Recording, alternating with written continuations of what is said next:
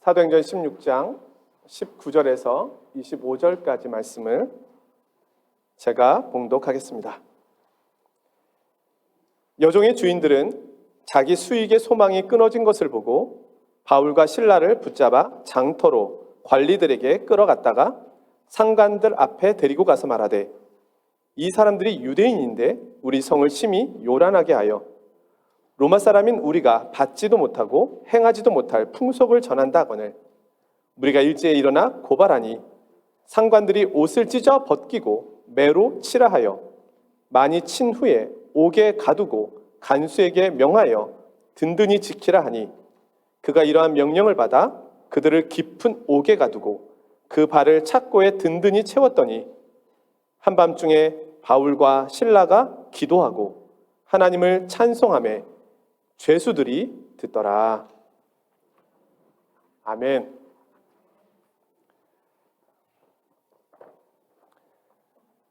(1977년 9월) 보이저 1호가 발사되었는데요. 이 보이저 1호가 1990년 2월 14일 태양계 끝에 도달하게 됩니다.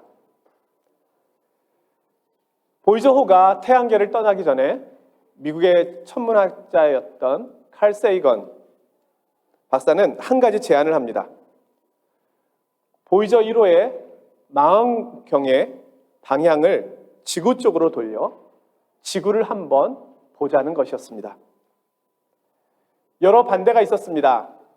그럴 경우 망원경이 망가져서 원래대로 돌아오지 못할 수도 있다는 것이었습니다.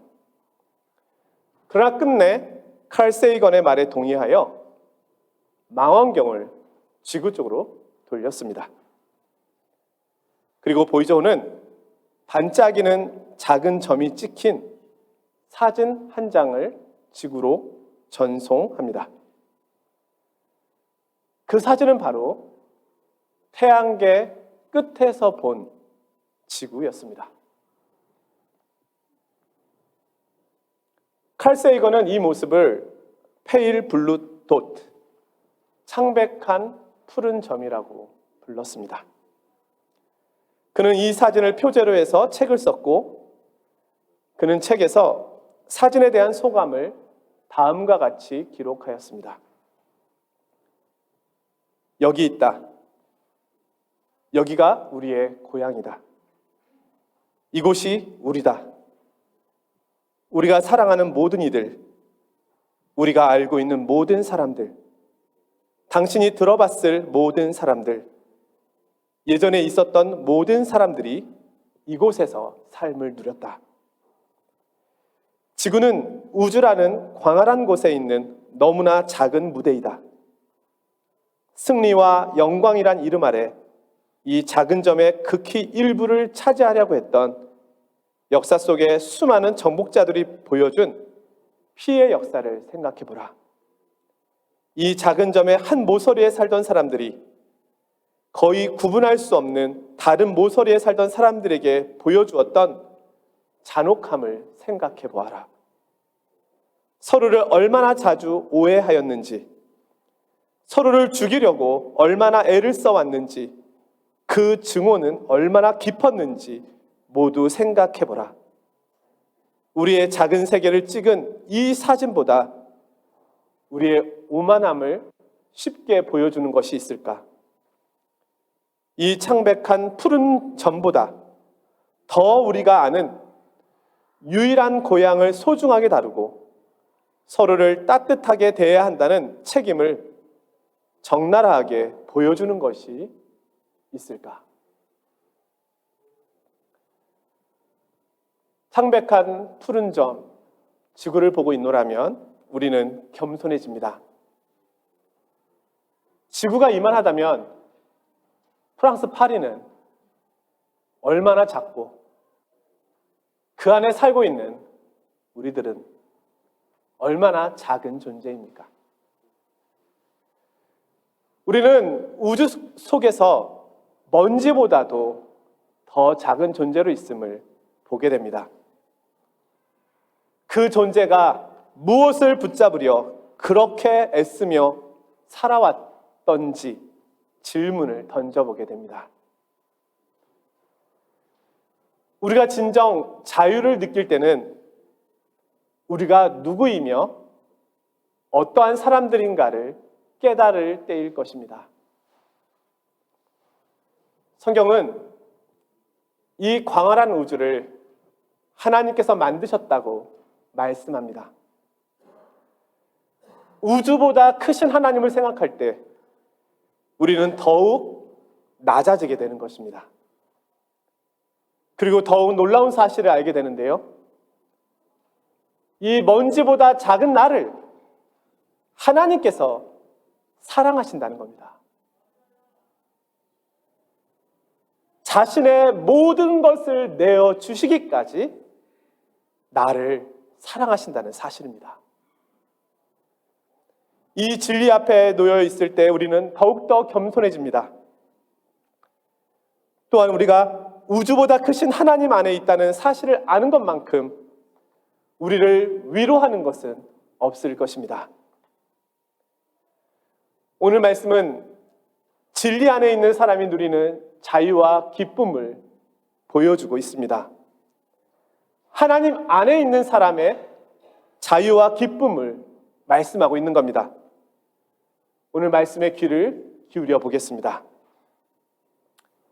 자, 바울 사도가 유럽으로 왔습니다.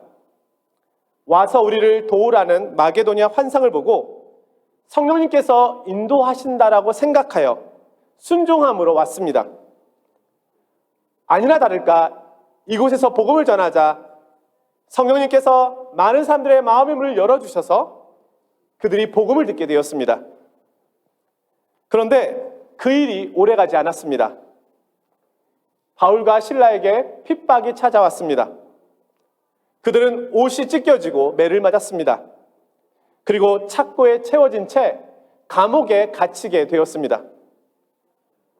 이해하기 힘든 일이 생긴 것입니다. 왜냐하면 이곳으로 바울을 인도하신 분은 성령님이셨기 때문입니다. 아시아로 가는 것을 허락지 않으시고 이곳으로 가는 길을 열어놓으신 분은 성령 하나님이셨습니다. 또한 환상까지 보여주셨습니다. 그런데 그들이 지금 큰 환난과 고난 가운데 있게 된 것입니다. 여기서 우리는 고난에 대한 새로운 관점을 보게 됩니다. 우리는 주님께서 이끄시는 길은 모든 것이 순조롭고 평탄하며 손쉬운 길이 될 것이라고 생각합니다. 그러나 그렇지만은 않습니다. 주님을 만나고 주님을 따라간 사람들은 고난이 없는 삶을 산 사람들이 아니라 고난을 이겨낸 삶을 산 사람들이었습니다. 고난 중에 평안을 맛보았던 사람들이었습니다. 고난까지도 하나님의 인도하심 가운데 있는 것입니다. 믿음의 성도들에게 고난이 있는 이유를 오늘 본문에서 찾아본다면 그것은 복음이 세상을 책망하기 때문입니다. 그리고 세상은 늘 그 복음 앞에 저항하기 때문입니다. 한마디로 세상이 악하기 때문입니다. 우리 주님께서 이 땅에 오셔서 겪으신 고난을 보십시오. 빛이 세상에 왔으되 세상은 주님을 영접하지 않았습니다. 그리고 그 빛이 싫어서 그 빛을 없애기로 결정합니다. 주님은 거룩하신 분이십니다. 죄가 없으신 분이십니다. 그러나 세상은 어둠 가운데 있었습니다. 악합니다. 주님을 핍박하고 박해하였으며 그를 가장 잔인하고 무서운 형인 십자가의 형으로 죽였습니다. 요한복음 16장 33절에서 주님이 말씀하십니다. 이것을 너희에게 이르는 것은 너희로 내 안에서 평안을 누리게 하려 함이라. 세상에서는 너희가 환난을 당하나 담대하라. 내가 세상을 이겼노라. 우리는 복음으로 인하여 찾아오는 박해를 낯설게 여기지 말아야 합니다. 성령님은 심지어 예수님을 광야로 몰아내셔서 마귀로부터 시험을 받도록까지 하셨습니다. 다음은 바울과 실라가 경험한 고난의 내용입니다. 자, 바울과 실라는 기도하는 곳에서 점치는 귀신 들린 여종을 만났습니다. 이 귀신 들린 여종이 바울과 실라, 디모데와 누가를 따라와서는 지극히 높으신 하나님의 종으로서 구원의 길을 너희에게 전하는 자여라고 말합니다. 여러분, 귀신이 바울의 모습을 정확하게 알고 있는 겁니다. 다시 한번 읽어드릴까요? 지극히 높으신 하나님의 종으로서 구원의 길을 너희에게 전하는 자여. 귀신같이 알고 있습니다. 귀신은 영입니다. 그는 바울의 영을 보고 있는 것입니다. 귀신은 이 여인을 붙잡고서는 사람들에게 점을 쳐주었습니다. 사람들은 그 점을 치고 그 여인의 주인에게 많은 돈을 지불하였습니다. 사람들은 어리석게도 귀신에게 도움을 구하고 있었습니다. 그들이 점을 쳤던 이유는 자신의 미래가 불안했기 때문일 것입니다. 어떻게 될지 모르기 때문일 것입니다. 그들은 점치는 것으로 위로를 얻고 있었습니다. 찾는 이가 많을수록 여종의 주인은 이 불쌍한 여인을 돈벌이 수단으로 이용하여 더 많은 돈을 벌고 있었습니다. 그때 바울은 이 여종의 불쌍함을 보았습니다. 하나님께서 만드신 이 아름다운 피조물이 사단에게 붙잡혀서 살고 있는 그 모습을 본 것입니다. 귀신이 하나님의 형상대로 만든 피조물을 어떻게 망가뜨리고 있는지를 보고 있었습니다. 이 여인에게는 이 귀신의 힘으로부터 벗어날 힘도 자유도 없었습니다. 귀신, 사탄은 인간의 부유함이나 가난, 건강과 질병에 별로 관심이 없습니다. 직분에도 관심이 없습니다. 그의 관심은 오직 하나, 인간에게서 하나님의 형상을 파괴하는 것입니다. 지금 점을 치러 오는 사람도, 점을 쳐주는 여종도, 그 이익을 받고 있는 주인도 모두 다 사단에게 묶여 있었던 겁니다. 우리 인생의 참된 주권자는 하나님이신데 그들은 귀신을 의지하고 있었습니다. 바울 사도가 여인 속에 있는 귀신에게 명령합니다. 예수 그리스도의 이름으로 내가 너에게 명령하노니 그에게서 나오라. 귀신이 즉시 나왔습니다. 예수 그리스도의 이름에는 권세가 있습니다. 귀신이 그 이름에 복종합니다. 평생 귀신에 묶여 있었던 이 여인이 자유케 된 것입니다. 그러나 이 일을 본 모든 사람들이 다 기뻐하고 있는 것은 아니었습니다. 도리어 화가 난 이들이 있었습니다. 누굴까요? 이 여종의 주인들이었습니다. 성경은 주인들이라고 말하는 걸로 봐서 여러 주인들이 이익을 나누고 있었던 걸로 보입니다. 이들은 더 이상 이 여인이 점을 치지 못하게 되자 돈을 벌 수 없게 되었습니다. 그러자 바울과 실라를 관리에게 끌고 가서 고발하였습니다. 이 사람이 유대인인데 우리 성을 심히 요란하게 하며 로마 사람인 우리가 받지도 못하고 행하지도 못할 풍속을 전하고 있도다. 사람들이 그 주인의 이야기를 듣고 바울과 실라의 옷을 벗기고 매를 쳤습니다. 그리고 깊은 감옥에 가둬두고 착고를 채웠습니다. 자, 여기서 우리는 다시금 누가 귀신 들린 사람인지 볼 수 있습니다. 여인입니까? 이 여인을 주장하고 있는 주인들입니까? 수입이 끊어지자 화가 나서 사람들을 선동하여 바울을 때리고 있는 사람들의 모습은 어떠합니까? 이 모든 사람들의 모습이 정상적이지는 않습니다. 그들 또한 귀신에 묶여 있는 것입니다. 이 주인들은 물질에 사로잡혀 있었습니다. 그들은 한 영혼이 귀신으로부터 자유롭게 되었음에도 불구하고 기뻐할 수 없었습니다. 그들에게 있어서 오직 관심은 물질이었습니다. 물질이 그들의 눈을 어둡게 만들어 버렸습니다. 내 수입이 끊어졌다.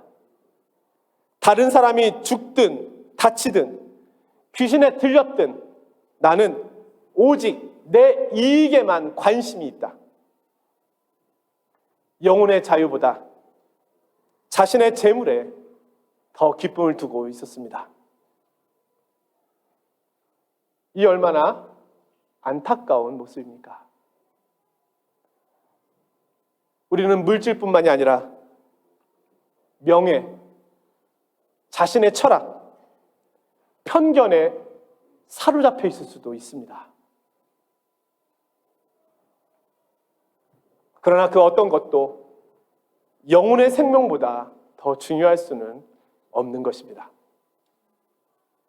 성경은 한 영혼이 천하보다 귀하다고 말씀합니다. 이것이 영혼의 가치입니다. 이 세상보다 귀하다는 겁니다.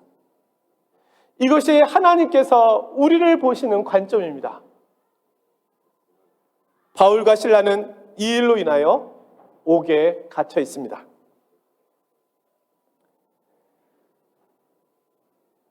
자, 이 악한 세상에서 복음을 전하고 있는 바울과 실라의 모습을 마지막으로 보겠습니다.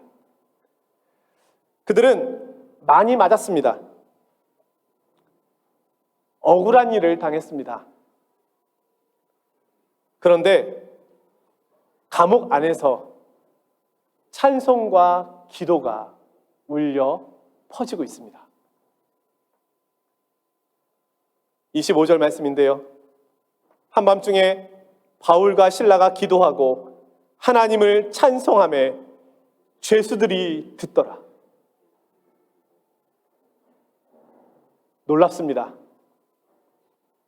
지금 아픈 몸으로는 몸을 추스르기도 어려운 상황입니다. 낯선 나라에 와서 유대인이 감옥에 갇힌 겁니다.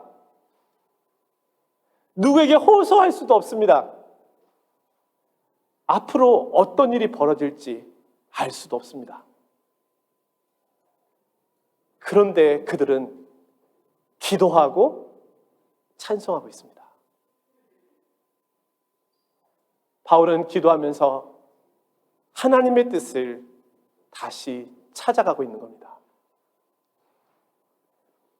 주님께서 기도하셨던 것처럼 그는 자신을 박해하고 핍박하는 자들을 위하여 기도하였을 것입니다. 그들이 기도하는 가운데 그들의 기도는 어느덧 찬송으로 바뀐 것입니다.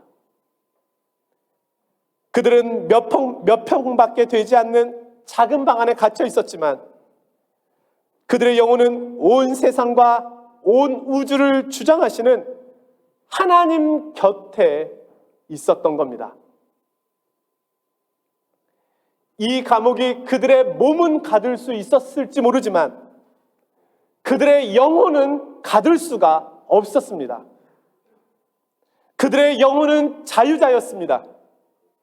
그들은 갇힌 자가 아니요, 오히려 그들을 고발하고 지키고 있는 그들이 갇힌 자의 모습으로 있는 겁니다. 성경은 그들이 찬양하였을 때 지진이 일어나서 옥터가 움직이고 문이 곧다 열리며 모든 사람의 매인 것이 벗겨졌다라고 말씀하고 있습니다. 사랑하는 성도 여러분, 우리에게 필요한 것은 내 영혼의 자유입니다. 이 자유는 세상을 이깁니다. 우주 속에서 먼지보다 작은 내가 우주보다 크신 하나님을 만날 때 참 자유를 경험하게 되는 겁니다. 영혼 속에 계신 하나님이 나의 시간 속에 찾아오실 때 나는 시간으로부터도 자유롭게 되는 것입니다. 과거에 매이지 않습니다. 지나간 시간에 묶여있지 않습니다. 우리는 물질의 폭력성, 탐욕의 폭력성, 거짓된 사상과 철학의 폭력성, 시간의 폭력성, 죄의 폭력성, 사단의 폭력성 앞에 늘 노출되어 있습니다. 하지만 우리 주님께서는 이 모든 것을 뛰어넘어 자유를 주십니다. 주님만이 내게 자유를 주십니다. 진리를 알지니 진리가 너희를 자유케 하리라. 우리 주님께서 창백한 푸른 점, 그 속에 있는 나를 구원하기 위하여 오십니다. 지극히 작은 나에게 자신을 내어주시고 자유를 주시고 영원을 주시기 위하여 오십니다. 나는 가장 작은 자이지만 주님께서 내게 찾아오실 때 나는 세상보다 큰 자가 됨을 기억해야 하겠습니다. 우주보다 크신 주님께서 주시는 사랑과 은혜가 성도님들 위에 한 주간도 충만하시기를 주님 이름으로 축원드립니다.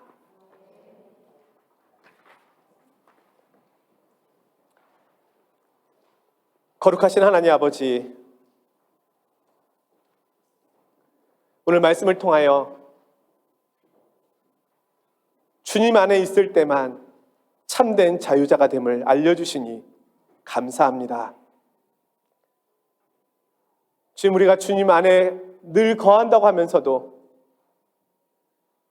다른 것에 거하려고, 아니 다른 유혹에 넘어져서 흔들리고 있을 때는 없지 않은지요. 저희들의 연약함을 불쌍히 여겨 주시옵소서. 그 어떤 것도 주님 안에 있는 자유를 빼앗을 것은 존재하지 않습니다. 주님은 세상보다 우주보다 크십니다. 그분이 오늘 나에게 오십니다. 내가 그분 곁에 설 때 나도 세상보다 큰 존재로 자유를 누리게 됩니다. 주님, 우리가 그런 존재입니다. 그렇게 살게 하여 주옵소서. 스스로 움츠려들고 작고 더 작아지는 존재가 아니라 가슴을 넓게 열고 펼치고 펼쳐서 주님께서 주시는 이 자유 안에 뛰어다니게 하여 주옵소서. 오늘 하나님 앞에 예물을 올려드립니다. 우리에게 모든 것을 주신 주님이신데 우리가 주님께 드리는 것이 어떤 의미가 있을런지요. 우리의 마음을 담아 드리오니 기쁘게 받아 주시옵소서. 예수 그리스도의 이름으로 기도드리옵나이다. 아멘.